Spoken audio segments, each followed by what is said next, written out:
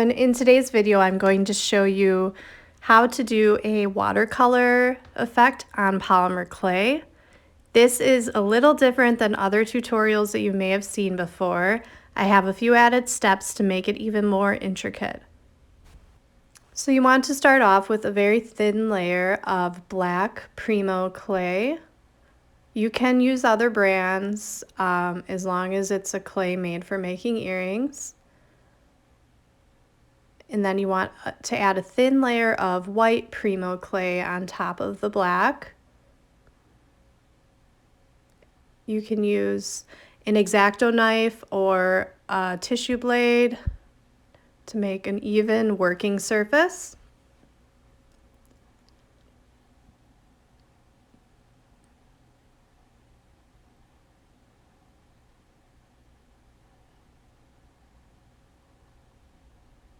Okay, then you run it through the pasta machine again at about the third setting. And now you'll need some acrylic paint. Here I'm using a regular green color. You can use any color you'd like though. And now you'll need a paintbrush. You can use any size you'd like. I'm using a medium-sized brush here. And just start painting the white surface.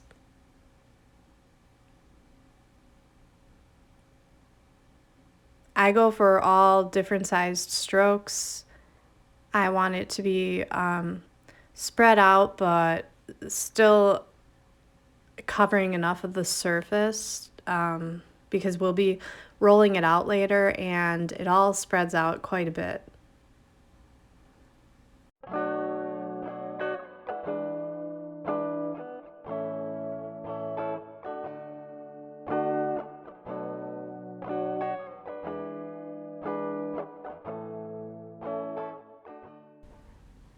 Now I'd like to add a darker color, so I'm going to mix my own using cobalt blue, that green color we used for the base, and also a small amount of a mustard yellow color. And when these three are mixed, they will make a nice dark green.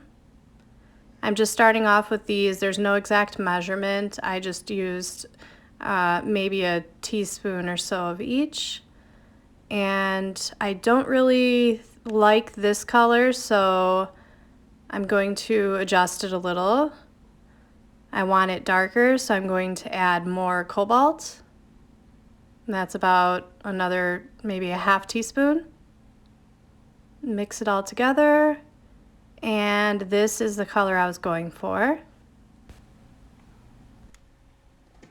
And now I'm going to paint using this color.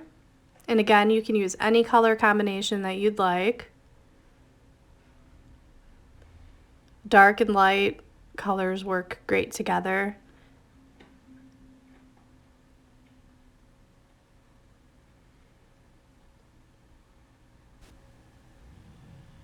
And you can really add as many colors as you'd like. If the colors work well together, it's going to look good.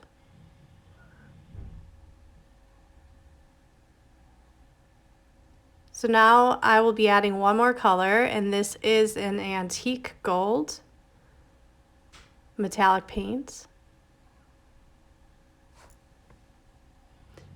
I don't use as much, I just kind of fill in some of the white spaces.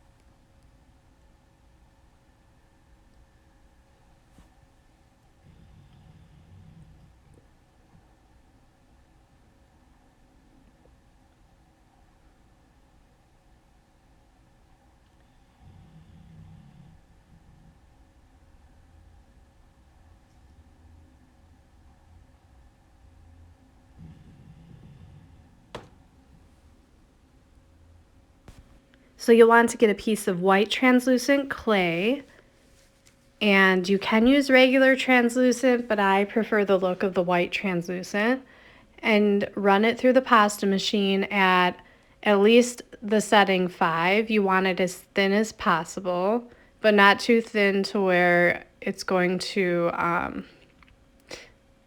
break or tear when you run it through the pasta machine again. I'm just cleaning up the edges here.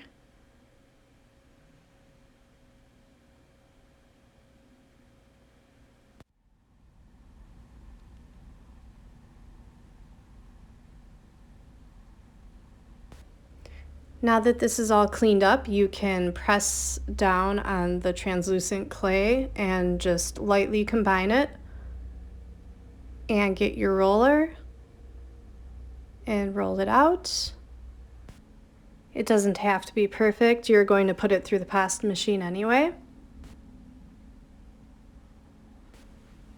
Now you can lift it up with your tissue blade and run it through the pasta machine. I used the 3rd setting first, and then I went up to level 6, and that was the result by running it through vertically. And then I'll show you the result if you run it through vertically and then horizontally. So this was the horizontally. You can kind of see the different brush strokes. And this is vertically.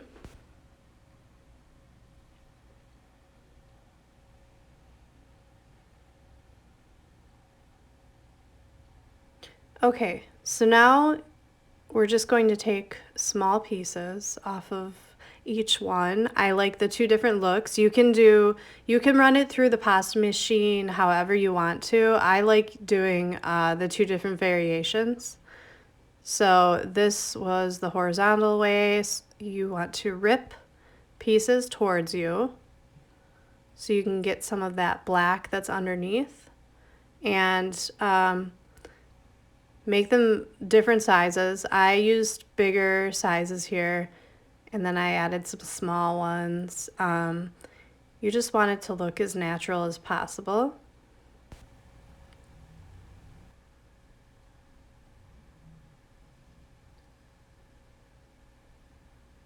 Now I'll rip some from here, and you just want to place them on top of each other. So you just want to kind of go in a circle around the original base and turn them as you go, and keep going.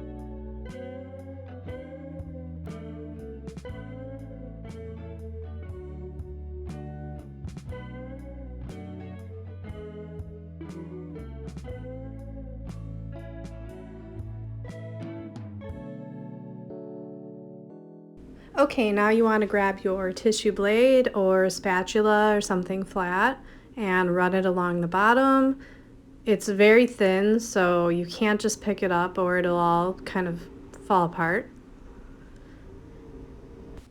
And now you want to grab a piece of white clay. I use Primo. Run it through the pasta machine at the 3rd setting. Make sure it's big enough to be able to put your watercolor piece on top. Press it in and kind of cut around it so it fits through the pasta machine and there isn't any excess on the sides. Now use your tissue blade again to lift this up and first run this through the pasta machine in this direction. And now put it through. I used the first setting or the thickest setting on the machine. And here it is. I love how this looks, but I wanted some darker green, so here I'm going to add in some more of that dark green that we made.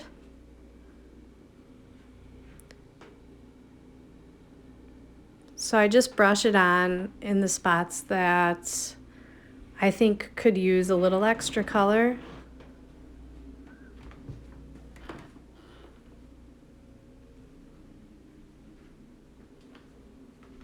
I think this just adds a little bit more depth to the whole piece.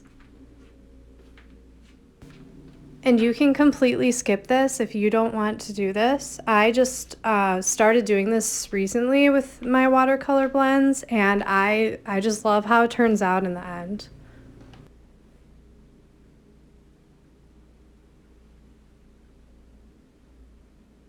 In some spots I use my finger to kind of even out the look and blend it a little bit more.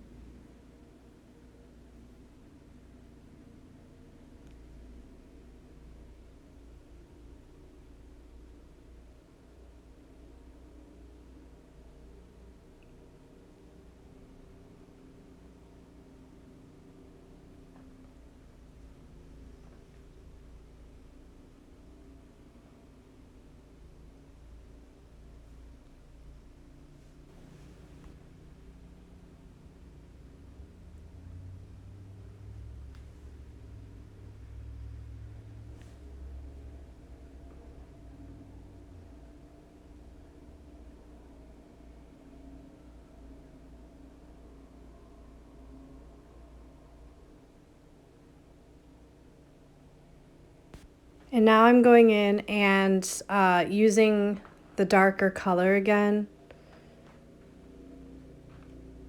So I used that original green color, and then I used the color that we mixed together to make that darker green.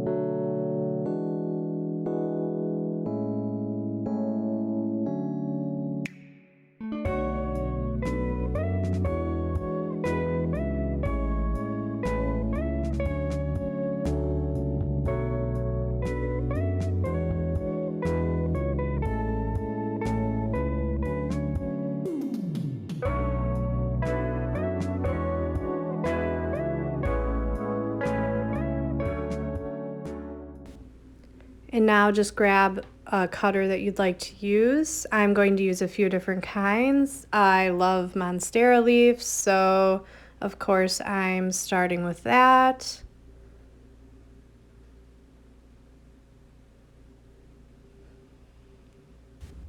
Here I'm using a V-shaped cutter. Just try to make the most out of the space. It's hard to do sometimes. So this is actually a piping tip, I guess you would call it. I use these for cutters for both studs and kind of making my own shapes. You can find these at Hobby Lobby or a baking store. So I've got those and these cutters. These cutters are from Hobby Lobby as well. I actually got this in the cake aisle. Fondant cutters are perfect for cutting clay. They have so many different shapes too. There's squares, hearts, leaves. They have so many different options. So when you go to Hobby Lobby, make sure you check out that cake aisle.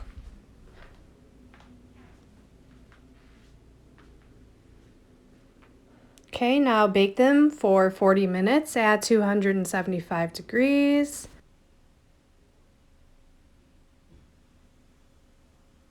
And here they are, the leaves, and here are the custom cutters, the custom shapes, and the V-shaped ones. These can either be left matte or you can glaze them with UV resin or varnish. And that's all for today. Thank you so much for watching. I really hope that you enjoyed the video.